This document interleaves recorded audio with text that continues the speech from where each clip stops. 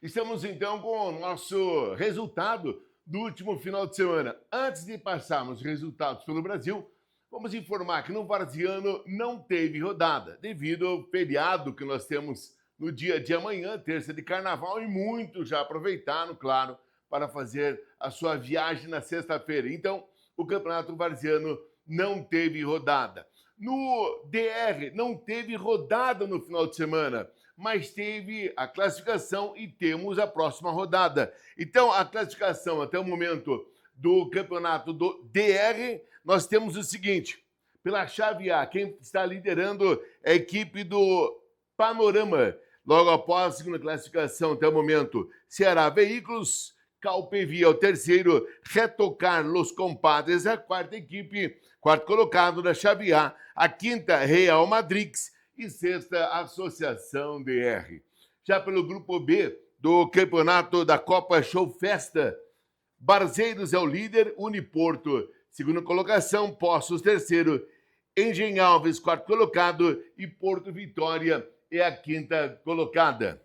Já para a próxima sexta-feira, dia 7 de março, no DR, nós temos já uma fase, digamos, a fase importantíssima. A próxima rodada, às 19h30, nós temos a equipe pela chave A, Reto Carlos Los Compadres, enfrentando o Real Madrix.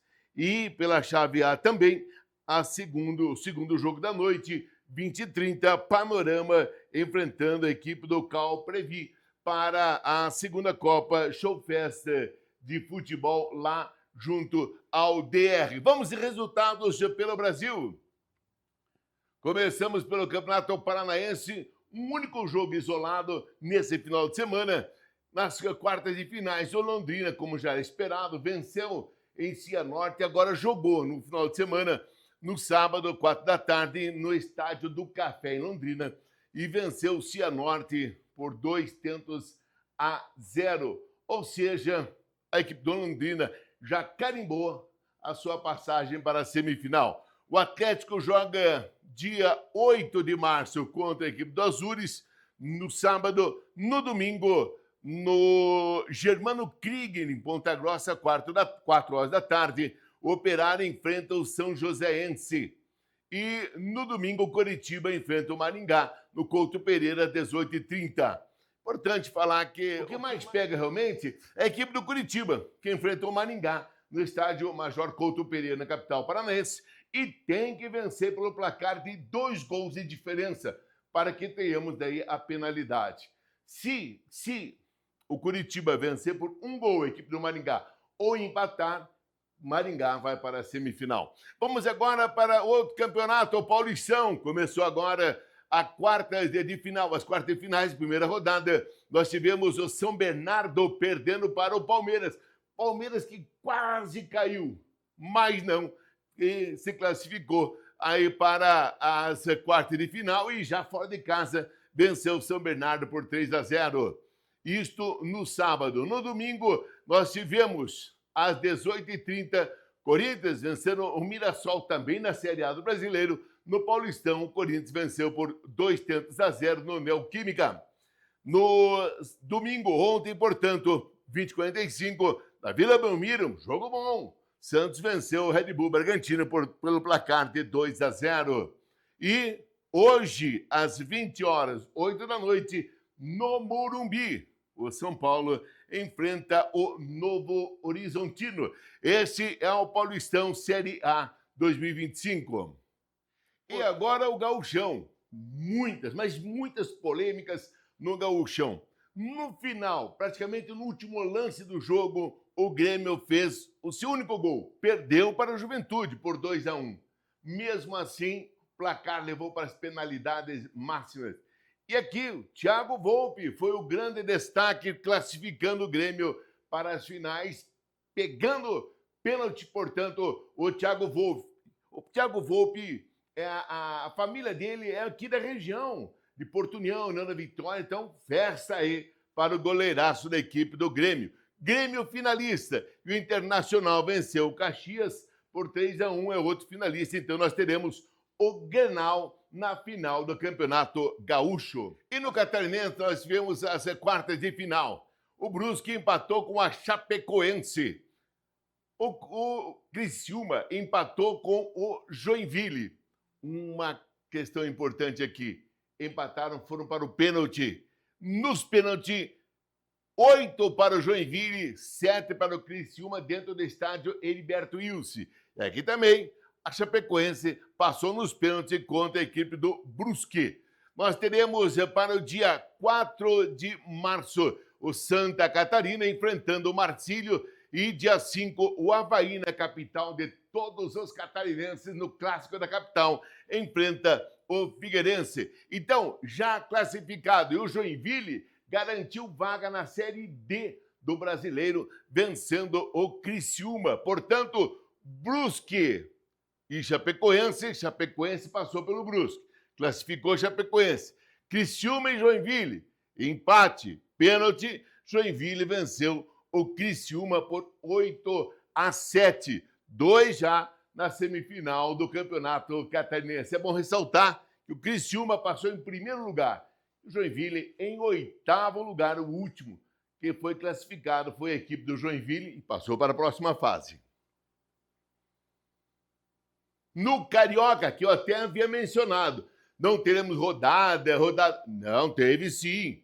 Teve a rodada das semifinais. A primeira rodada, mando de jogo do Vasco da Gama, perdeu para o Flamengo por 1-0. Um golaço do Bruno Henrique no placar de 1-0, mando de campo do Vasco da Gama. Próximo jogo, final de semana, mando de campo da equipe do Flamengo. O Fluminense venceu Volta Redonda pelo placar de 4-0. Abriu, sem dúvida, uma boa margem a equipe do Fluminense no Campeonato Carioca 2025. Agora vamos para a sequência. Aqui uma imagem, uma foto que eu quis trazer para os amigos da programação aqui do Esporte Total. Essa foto foi no ginásio de esportes Carl Hansen, em Joinville, no sábado, onde estava sendo disputado a semifinal do campeonato que dá vaga para a Libertadores da América no futsal. Aqui uma homenagem a Wilson Leonel Pinto de França. Wilson França, o seu filho Bruno e o seu neto Bernardo. Eu trouxe a foto para mencionar aos amigos aqui de Porto, União da Vitória, toda a região. Wilson França, narrador de 2 Copas do Mundo. Já esteve, por exemplo, nos microfones pelo Brasil afora, inclusive Rádio Tupi do Rio. Wilson França é aqui de São Cristóvão, aqui de União da Vitória.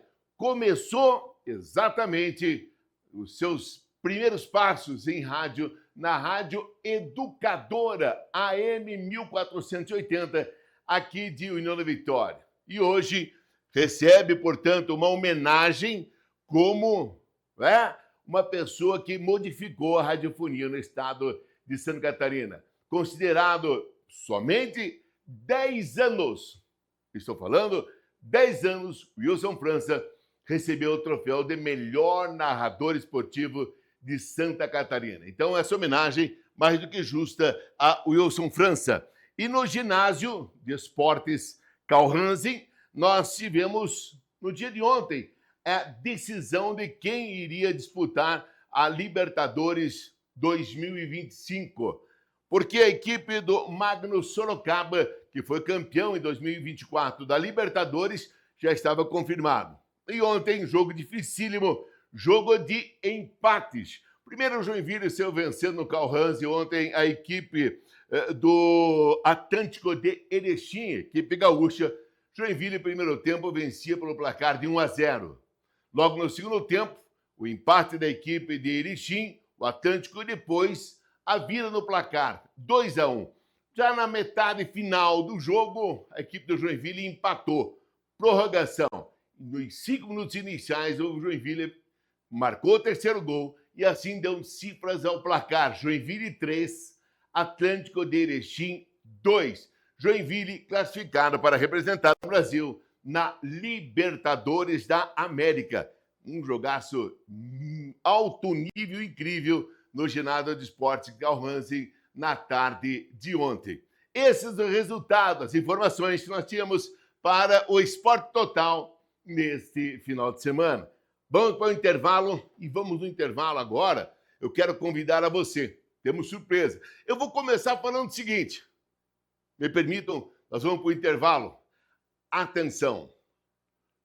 Lu Unida, nota 10.